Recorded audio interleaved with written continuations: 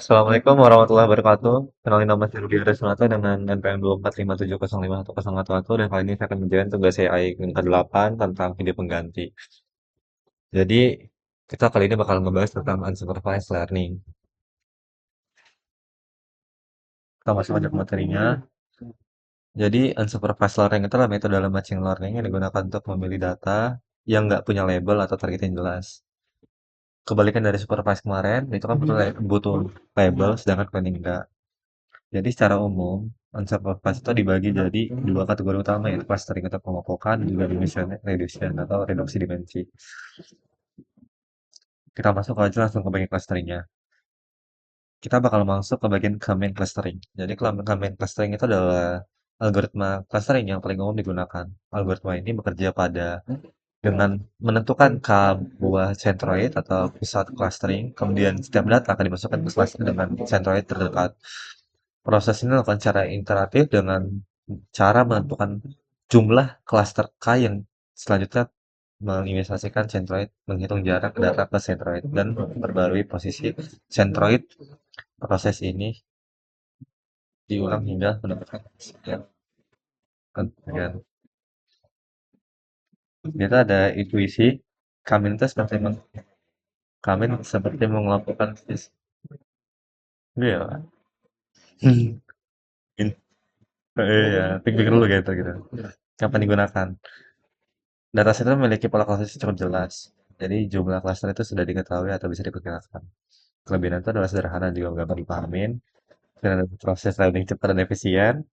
Dan itu ada skalabilitasnya tinggi dan dapat beradaptasi dengan fleksibel. Yang kurang itu ya karena dia tuh nggak ada data dari awal, jadi dia tuh penentuan.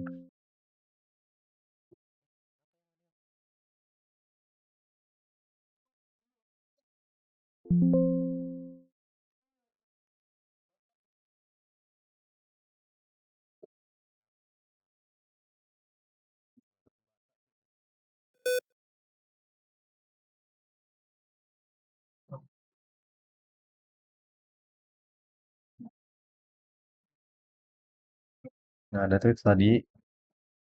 Nah, sampai sini. Kemudian ada bagian juga ada DBS scan, yaitu adalah Density Based Patching Clustering. Jadi dia tuh ngelompokin data berdasarkan kepadatan atau definisinya. Jadi core point titik dengan banyak tetangga, baru point titik di sekitar core, udah noise titik yang tidak terus cluster. Kurangan itu ada kebutuhan memorinya yang tinggi dan tuh kelebihannya itu bisa mendeteksi outlier otomatis. Kemudian ada e-min shift. Jadi min shift itu mencari pusat cluster berdasarkan kepadatan tertinggi atau modus dengan cara menggeser titik secara iteratif menuju area yang lebih padat. Berbeda dengan Kamin, tidak perlu menentukan jumlah cluster dan juga cluster terbentuk secara otomatis. Intuisi itu seperti mengikuti arah bukit hingga mencapai puncak tertinggi. Kelebihannya dia itu kayak nggak perlu, dia itu tidak memerlukan jumlah cluster atau K, menangani bentuk cluster yang kompleks, tapi kekurangan tetap aja sensitif pada bandwidth atau radius. Misalnya ini.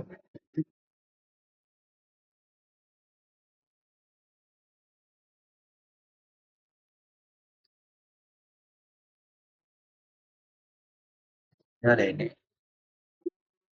Kemudian kita masuk ke bagian sini. UMAP atau Uniform Manifold Application and Projecting adalah teknik dimensionality reduction yang dikembangkan sebagai alternatif dari TSNE dengan tujuan untuk menjaga keseimbangan antara sumber lokal dan global dalam data. Ini ada digunakan di sini, itu beberapa keunggulan lebih cepat dalam komputasi, lebih stabil dalam komputasi besar, dan mampu melakukan suatu global dengan baik dan benar.